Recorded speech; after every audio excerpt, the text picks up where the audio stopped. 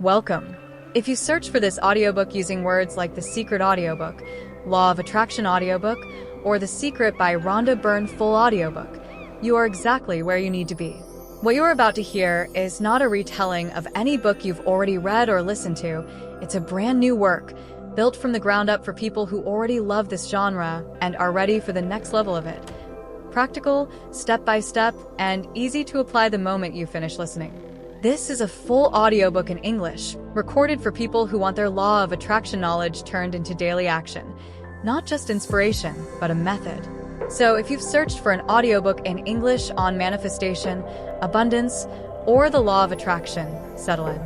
This is Chapter 1. The Law of Attraction, The Ultimate Secret, an original audiobook by Audiobooks Hub and Peter A. Saul. Chapter 1. The Frequency of Wanting. The Discovery.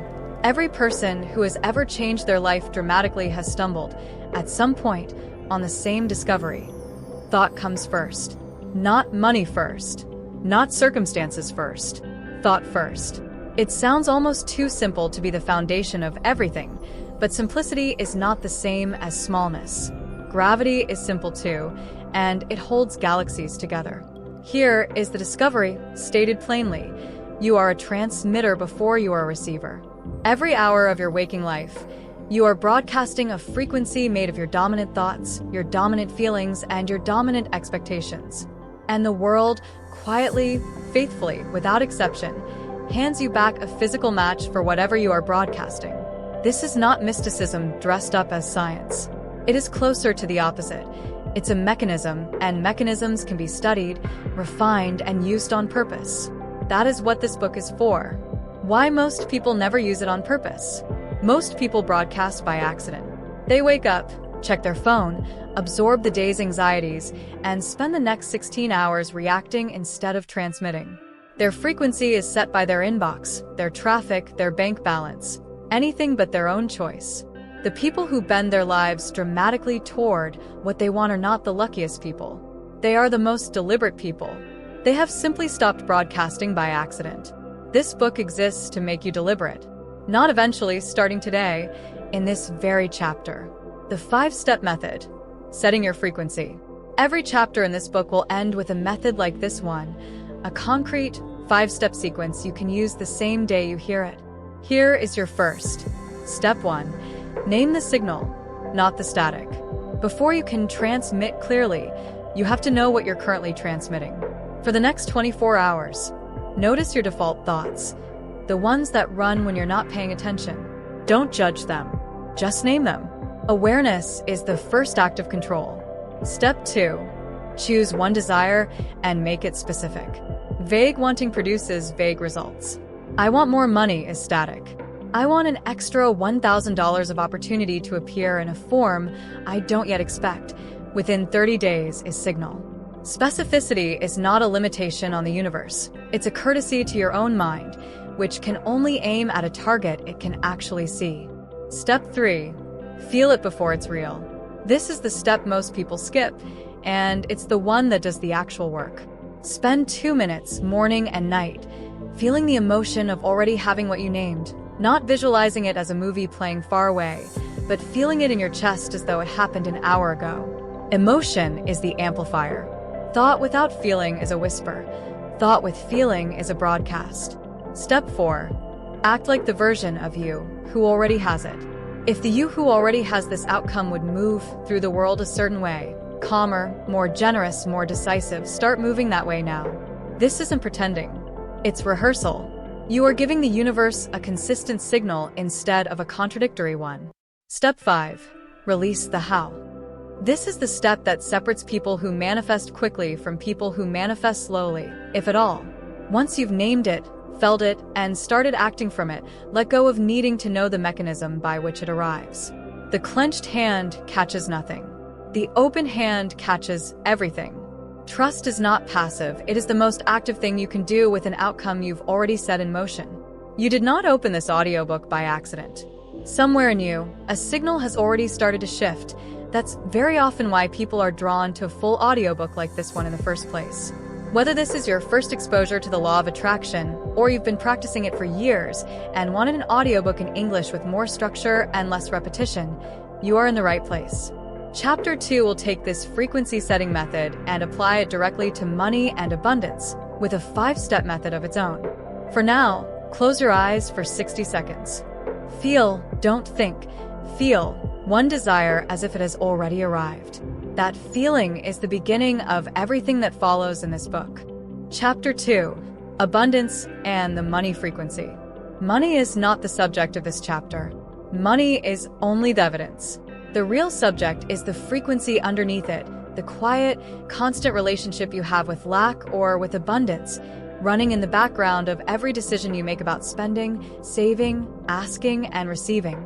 Most people try to fix their finances by managing numbers alone. A stricter budget, a second job, a spreadsheet with more columns.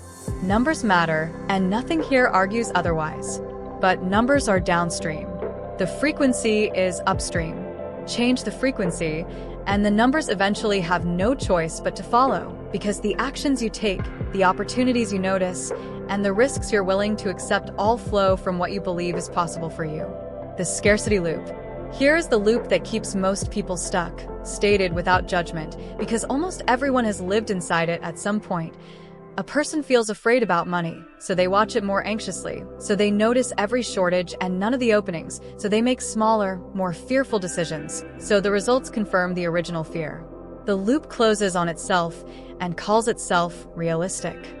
It feels realistic because the evidence keeps arriving. But the evidence arrives because of the frequency, not despite it. This is the part almost no one tells you directly. The loop is not being run by your bank account. It's being run by your attention, the abundance shift. Breaking the loop doesn't require pretending your bills don't exist. It requires a specific, deliberate shift in what you give your attention to first, before the day's anxieties get there ahead of you. Abundance thinking is not the belief that money is unlimited and consequences don't matter. It's the belief that opportunity is unlimited, even when any single dollar amount is finite. There is always another way to earn, another door that hasn't been tried, another skill that hasn't been offered yet. Scarcity says there isn't enough. Abundance says I haven't found the next opening yet, but there is one. That single reframe, from there isn't to I haven't found it yet, is worth more than most financial advice you will ever receive, because it keeps you searching instead of resigning. The 5-step method: setting your money frequency. Step 1. Audit your first thought about money each morning.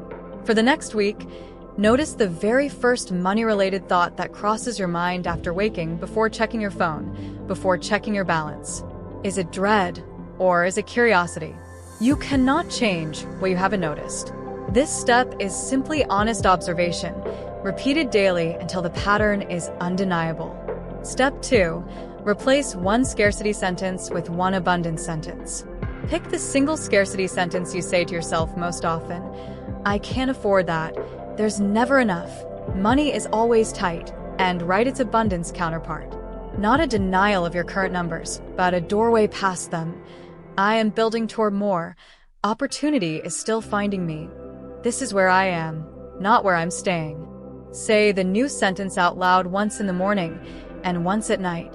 Step 3. Practice receiving in small ways. Many people are skilled at giving and terrible at receiving, deflecting compliments, insisting on paying for others, refusing help out of pride. This week, practice accepting one small gift, compliment, or offer of help without deflecting it. Say thank you and stop there. Receiving well is a rehearsal for receiving more. Step 4. Take one action aligned with abundance, not fear. Choose one financial decision this week: an investment in a skill, a fair price you charge for your work, a bill you finally address instead of avoiding, and make it from the abundance sentence in step 2, not from the old scarcity sentence. Fear-based decisions and abundance-based decisions can look identical from the outside. What matters is the frequency behind the action. Step 5. Keep a running evidence list. Start a simple list, paper or digital, of every piece of evidence, however small, that abundance is real: an unexpected discount, a returned favor, an opportunity that appeared without effort, a bill that turned out smaller than feared. The scarcity loop survives on selective evidence. This step deliberately builds a competing body of evidence, so your mind is proof to point to when the old fear resurfaces. Nothing in this chapter asks you to ignore your real financial circumstances. It asks you to stop financing your future out of the frequency of your past fear. The 5 steps above are small on purpose, small enough to actually do repeatedly until they're no longer steps you have to remember, but a frequency you simply live in. Chapter 3 turns this same method toward relationships.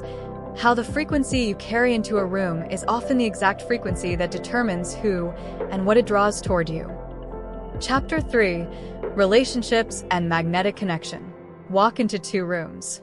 In the first, someone is scanning for what might go wrong, who might slight them, who might leave, who might not show up the way they need. In the second, someone is genuinely curious about the people around them, comfortable in their own skin, not performing, not guarding. You already know, without being told, which room people want to stay in. That difference is not personality in the fixed sense most people mean when they say some people are just naturally likable. It's frequency. And frequency, unlike a fixed trait, can be built. Why frequency matters more than effort in relationships. Most people try to fix loneliness or conflict by trying harder, texting more, apologizing more, performing more, chasing more. Effort aimed in the wrong direction rarely earns connection. It earns exhaustion, both for the person giving it and the person receiving it. People don't feel pulled toward effort. They feel pulled toward ease. And ease is a frequency, not a technique.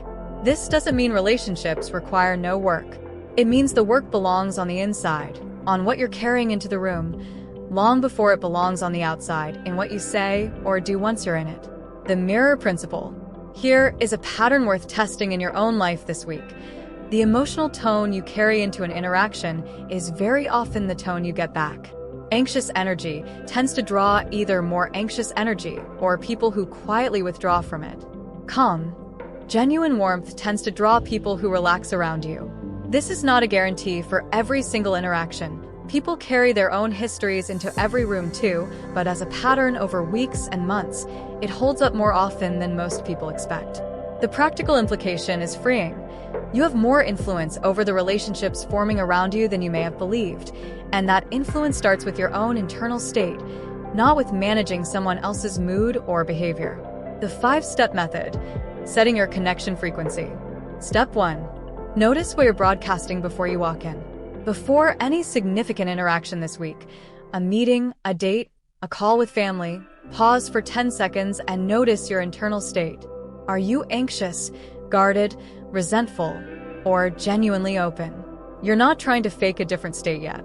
You're simply building the habit of checking. Step 2.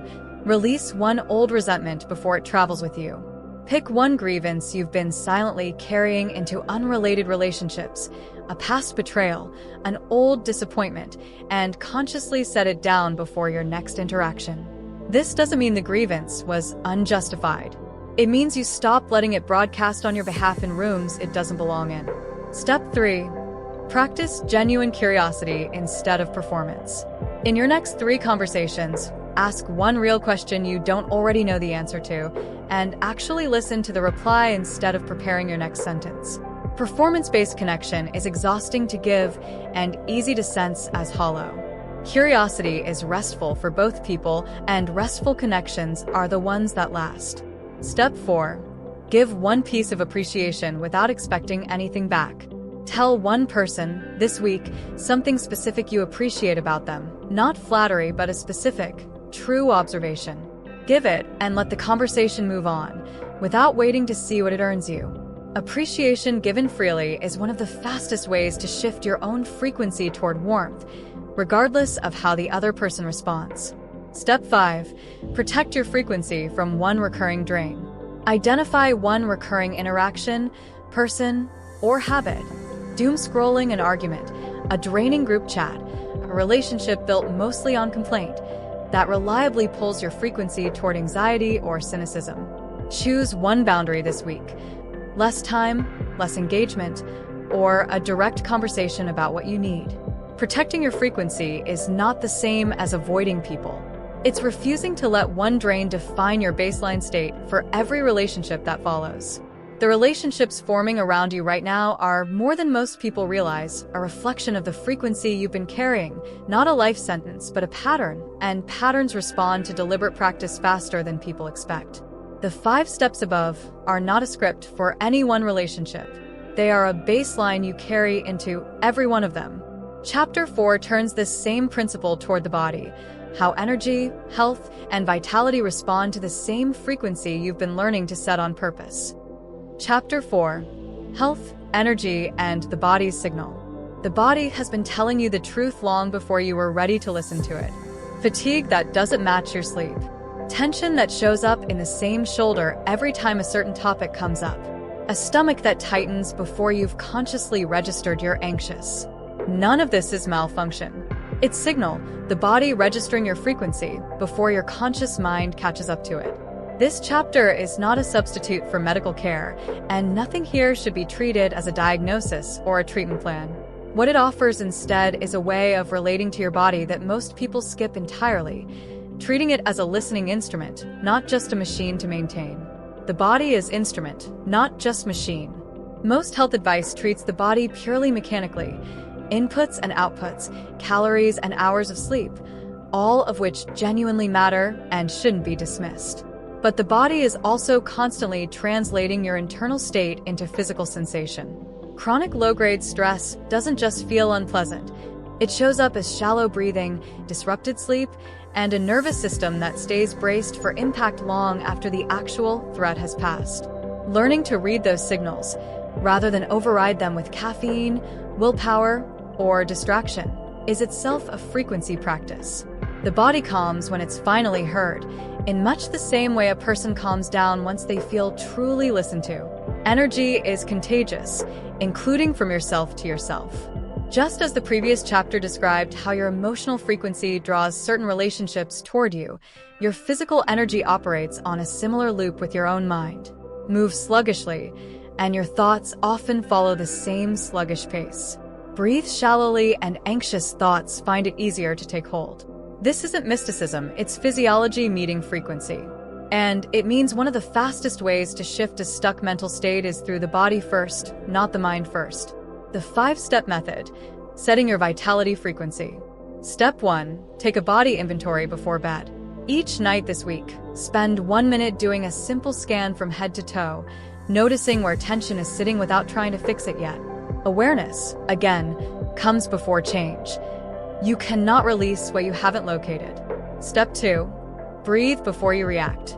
The next time you feel a surge of stress, a difficult message, an unexpected bill, a hard conversation, pause for 3 slow breaths before responding in any way.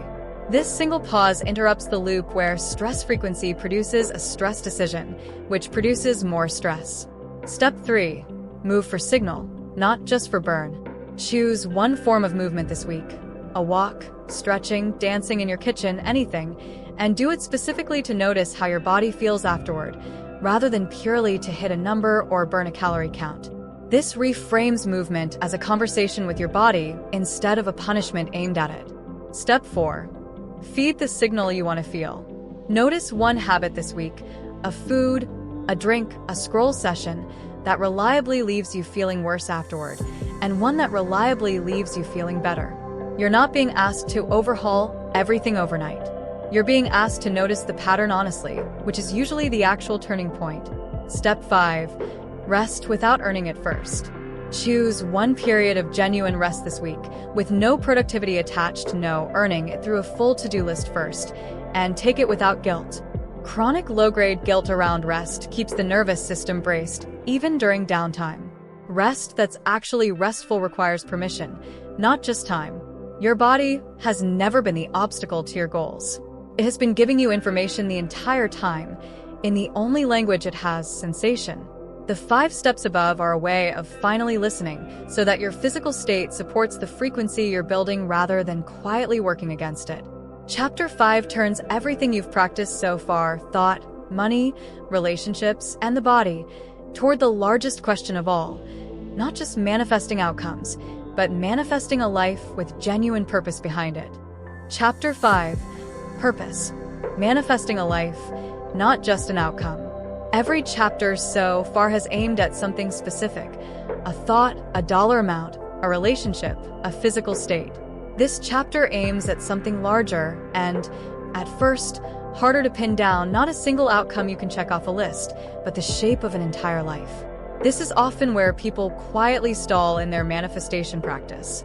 They can visualize a number, a partner, a promotion. But when asked what they actually want their life to be, many go silent. Not because they lack ambition, but because most of us were never taught to separate what we want from what we've simply been told to want. The difference between a goal and a purpose. A goal is a destination. A purpose is a direction. You can reach a goal and still feel empty because a goal only tells you where to arrive. It says nothing about why the arrival should matter. Purpose is what makes an achieved goal feel like a homecoming instead of an anticlimax. This is why some people manifest exactly what they said they wanted: the house, the title, the relationship, and still feel strangely hollow once it arrives. The frequency they built pointed at a destination, but never at a direction.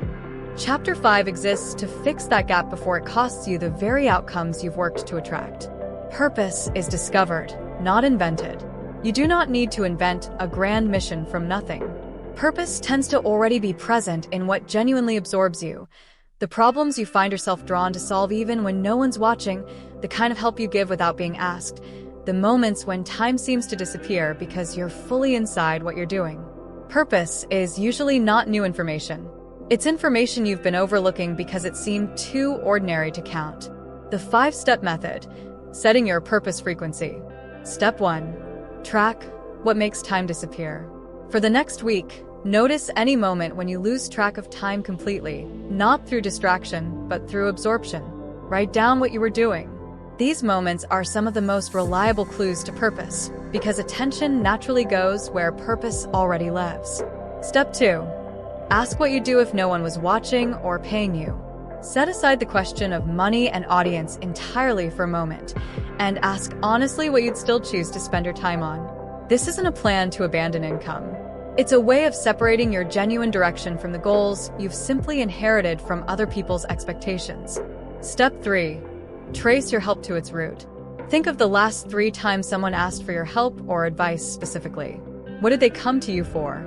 People often unknowingly point you toward your own purpose by what they instinctively trust you with. Step 4. Choose one small action that serves the direction, not just the destination. Pick one action this week that moves you toward your larger direction, even if it doesn't visibly move you toward any single goal yet. A conversation, a piece of writing, an hour spent building a skill with no immediate payoff. Purpose grows through direction-aligned action more than through destination-aligned pressure. Step 5. Let the destination serve the direction, not the reverse. Revisit one goal you set earlier in this book: financial, relational, physical, and ask whether it actually serves your larger direction, or whether you adopted it because it was simply the expected marker of success. Adjust it if needed. A goal that serves your purpose will pull you forward even on hard days. A goal that doesn't will start to feel hollow the closer you get to it. Closing reflection. You began this book learning that thought comes first, that you are a transmitter before you are a receiver. Since then, you've applied that same principle to money, to relationships, to your body, and now to the shape of your life as a whole. None of these 5 chapters were ever really separate. They are 5 expressions of the same underlying practice: noticing your frequency, choosing it deliberately, and letting your actions catch up to what you've decided to broadcast. That is the entire secret, if it can be called one. Not a hidden formula reserved for a fortunate few, but a practice available to anyone willing to pay attention to what they're transmitting. You do not need to master all 5 chapters at once. Return to whichever one meets you where you are today. The frequency you build one deliberate day at a time is the same frequency that, given enough time and enough honest practice, tends to become the life you were reaching for all along. This has been an original work, and if it served you, the most useful next step is simple. Choose one 5-step method from this book, and begin it today. Not someday, not once conditions are perfect, but today with whatever you already have.